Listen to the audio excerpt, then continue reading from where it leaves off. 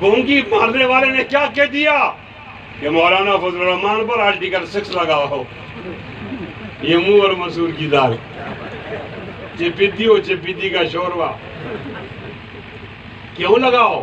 کہتے وہ آئے تھے، کسی سے بات کی تھی خفیہ، کس حکومت کو گراؤ، بطور تو نے تو بات کی تھی کہ مجھے ٹھپے لگا کر وزیر اعظم بناؤ، تمہاری بات کرنا غداری نہیں ہے، میری بات کرنا غداری ہے کہ نااہل کو ہٹاؤ۔ مجھ سے پوچھا جاتا ہے کس سے بات کی؟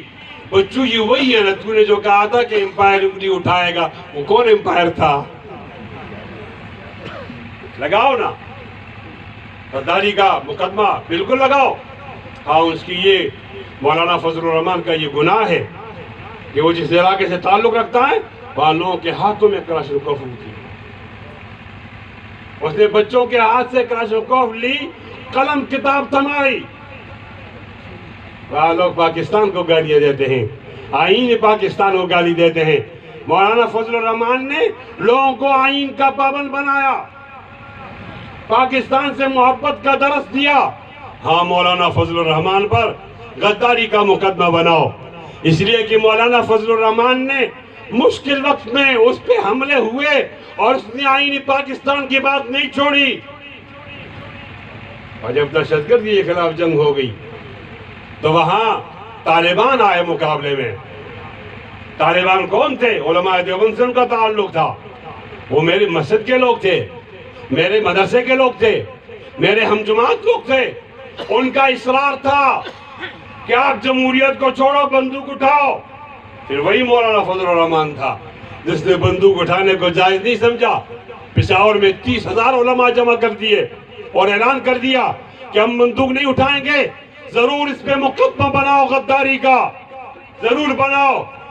کہ جب طالبان نے نعرہ لگایا، امریکہ کا جو یار ہے غدار ہے غدار ہے، نعرہ لگا دیا کہ فوج کو مارو، اسکول کو جلاؤ، لڑکیوں کی تعلیم سے روکو، خودکش کرو، پھر وہی مولانا فضل الرحمان تھا جو میدان میں آیا، کہا خودکش ناجائز ہے، تم جو آیت پیش کرتے ہو اس کا ترجمہ ٹھیک نہیں ہے، جو حدیث پیش کرتے ہو اس کا حوالہ ٹھیک نہیں ہے، پرامن جدوجہد کریں گے، نہیں اٹھائیں گے بندوق۔ تم شاگرد ہو طالبان، میں استاد ہوں، استاد کی بات مانی جائے گی۔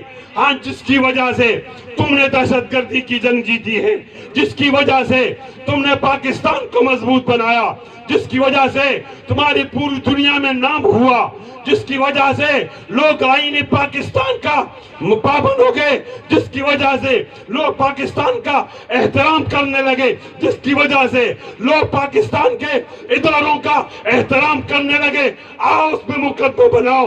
انشاءاللہ تم مقدمہ بناؤ گے، ہم مقابلہ کریں گے، دودھ کا دودھ ہو جائے گا، پانی کا پانی ہو جائے گا، معلوم ہو جائے گا غدار تو ہے مولانا فضل الرحمان اور اس کی جماعت غدار نہیں۔ ہم کل بھی محب وطن تھے، آج بھی محب وطن ہیں، پھر بھی رہیں گے انشاءاللہ۔